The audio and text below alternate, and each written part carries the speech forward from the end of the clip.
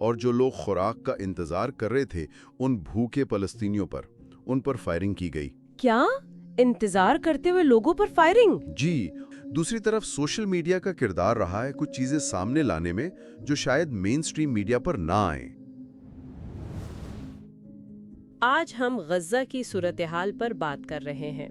اکتوبر 2023 سے جو کچھ وہاں ہو رہا ہے وہ ذرائع بتا رہے ہیں کہ ایک شدید انسانی بحران بن چکا ہے۔ تو ان رپورٹس کی روشنی میں کوشش کریں گے سمجھنے کی کہ آخر غزہ میں ہو کیا رہا ہے۔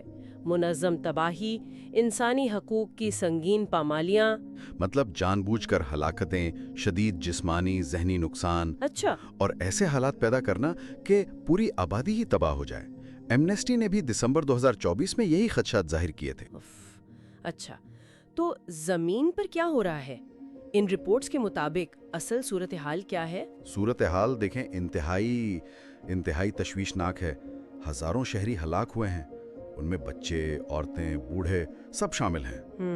اور یہ ناصر ہسپتال والی خبر، اجتماعی قبروں کی، یہ خاص طور پر دل دہلانے والی ہے۔ ہاں، میں نے بھی سنا۔ کیا تفصیلات ہیں اس کی؟ رپورٹس کے مطابق کوئی 400 کے قریب لاشیں ملی ہیں اور کچھ کے ہاتھ بندھے ہوئے تھے، سر میں گولیاں ماری گئی تھیں۔ یا اللہ، ہاتھ بندھے ہوئے؟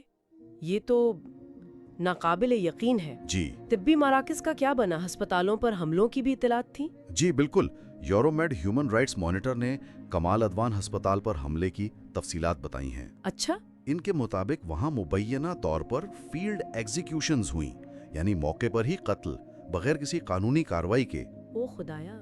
اور خواتین اور لڑکیوں کے ساتھ جنسی ہراسانی کے واقعات بھی رپورٹ ہوئے ہیں۔ یورومیڈ انہیں جنگی جرائم کہہ رہا ہے۔ اور عام لوگ، ان کی کیا حالت ہے؟ گھر بار، کھانا پینا؟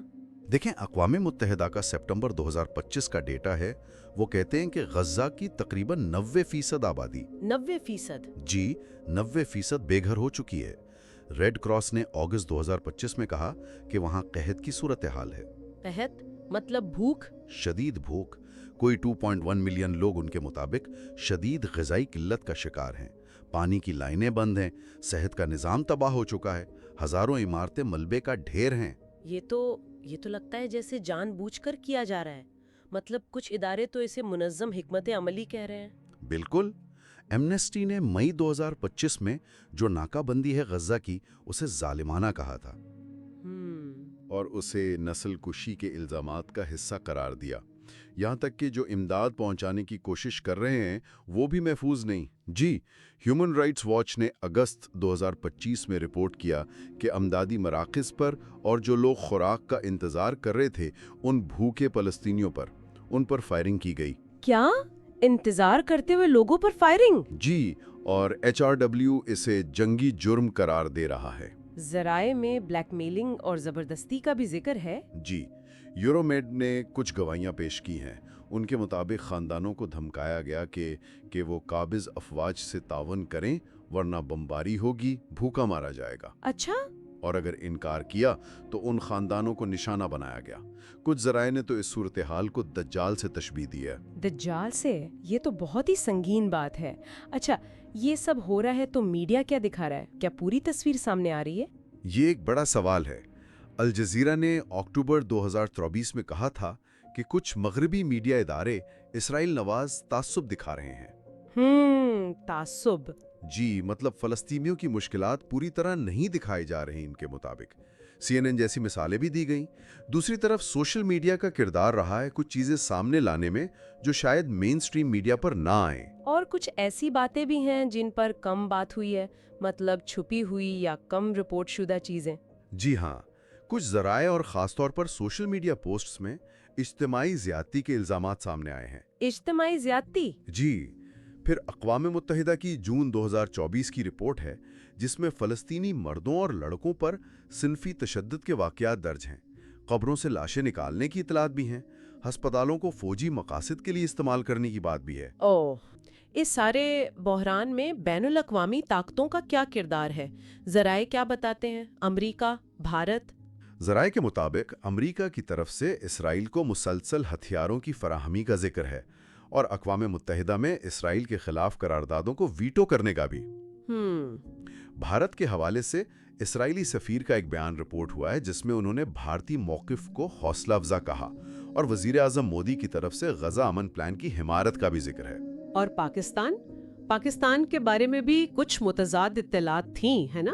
جی، کچھ نیوز رپورٹس جیسے جیروسلم پوسٹ میں یہ آیا کہ پاکستان آرمی نے ٹرمپ انتظامیہ کے غزہ امن پلان کی مبینہ طور پر حمایت کی تھی۔ اچھا؟ جی، جس میں یہ امکان تھا کہ پاکستانی فوجی امن فورس کے طور پر بھیجے جائیں۔ ان رپورٹس میں اسے اسرائیل کو تسلیم کرنے کی طرف ایک ممکنہ قدم کے طور پر بھی دیکھا جا رہا تھا، جو کہ پاکستان کے تاریخی پالیسی کے بالکل خلاف ہوتا۔ بالکل۔ ٹائمز آف انڈیا نے بھی ایسی کسی ممکنہ امن فورس میں پاکستان کی شرکت کا ذکر کیا۔ یہ سب ظاہر ذرائع میں رپورٹ ہوا ہے۔